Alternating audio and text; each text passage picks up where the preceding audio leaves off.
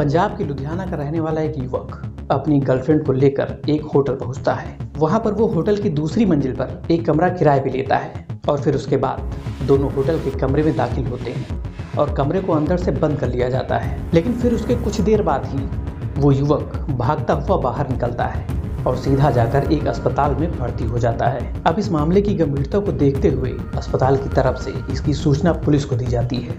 लेकिन फिर धीरे धीरे उस युवक की हालत और खराब होने लगती है, जिसके बाद उस युवक को दूसरे अस्पताल रेफर कर दिया जाता है।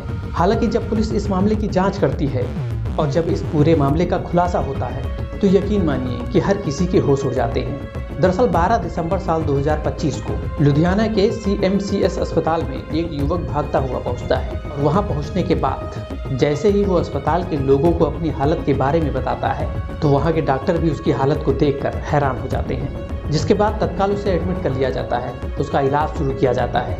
लेकिन अब ये मामला काफ़ी गंभीर हो चुका था और इस गंभीरता को देखते हुए तत्काल इसकी सूचना अस्पताल के स्टाफ ने लुधियाना पुलिस को दी और कुछ ही देर बाद पुलिस अस्पताल पहुंचती है। और वहां पहुंचने के बाद जब पुलिस ने उस युवक से पूछताछ शुरू की तब वो बताता है कि उसका नाम अमित निषाद है और जब आज वो सुबह जालंधर के बाईपास से गुजर रहा था तभी कुछ बदमाशों ने उसको चारों तरफ से घेर लिया और उसके साथ जमकर मारपीट की। और इसी दौरान उन्हीं बदमाशों ने उसके प्राइवेट पार्ट पर यानी निजी अंग को बुरी तरह से जख्मी कर दिया। पुलिस भी उस शख्स के बयान सुनकर हैरान हो जाती है और सोचने पर मजबूर हो जाती है कि आखिरकार बदमाशों ने उस युवक के साथ ऐसा क्यों किया। तो ये सब देखने के बाद पुलिस भी अपनी जांच में जुट जाती है। लेकिन इसके बाद धीरे धीरे युवक की हालत और भी खराब होने लगती है, जहां उसे चंडीगढ़ के PGI में रेफर कर दिया जाता है। और इसी बीच अमित के परिजनों को भी इसके बारे में सूचना दी जाती है। तो कुछ देर बाद ही अमित के परिजन भी चंडीगढ़ PGI पहुंचते हैं। वहीं पुलिस भी इस गंभीर मामले को सुलझाने में लगी हुई थी कि तभी लुधियाना पुलिस को जालंधर बाईपास स्थित एक होटल से सूचना मिलती है।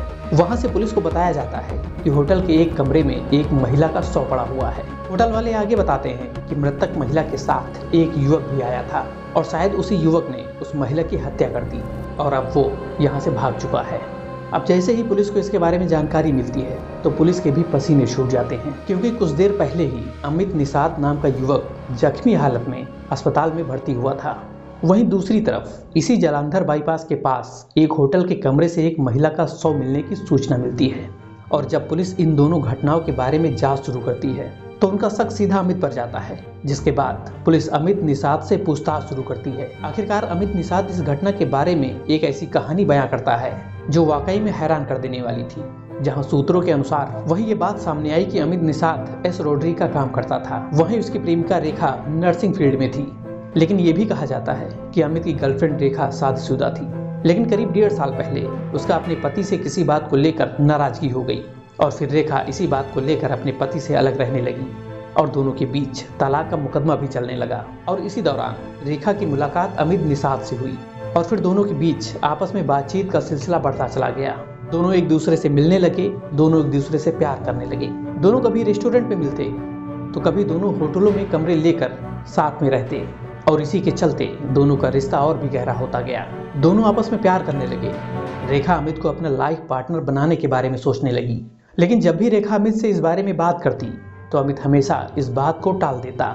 और फिर 12 दिसंबर को अमित अपनी गर्लफ्रेंड रेखा को लेकर दोपहर करीब 12 बजे जालंधर बाईपास के करीब एक होटल में पहुंचा और वहां पहुंचकर उसने होटल की दूसरी मंजिल पर एक कमरा किराए पे लिया।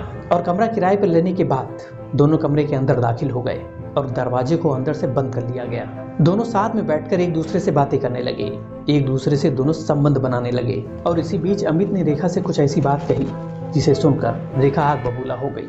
अमित ने रेखा से कहा कि उसकी एंगेजमेंट हो चुकी है और अब उसे उस लड़की से शादी करनी पड़ेगी। तभी इस बात को सुनकर रेखा बुरी तरह से नाराज हो गई। अमित को वो गालियां देने लगी। अमित ने उसे समझाने की कोशिश की, लेकिन फिर भी वो नहीं मानी।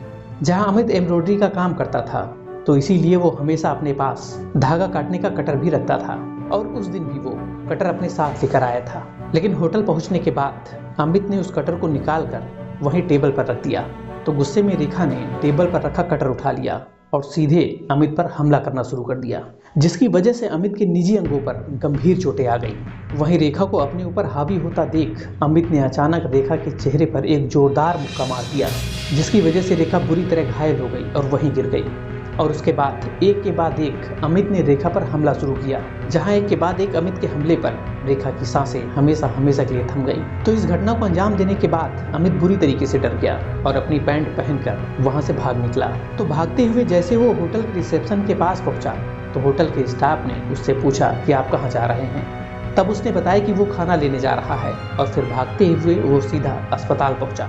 लेकिन इस हत्याकांड के बाद पुलिस ने उस होटल को सील कर दिया और आगे की जांच शुरू कर दी।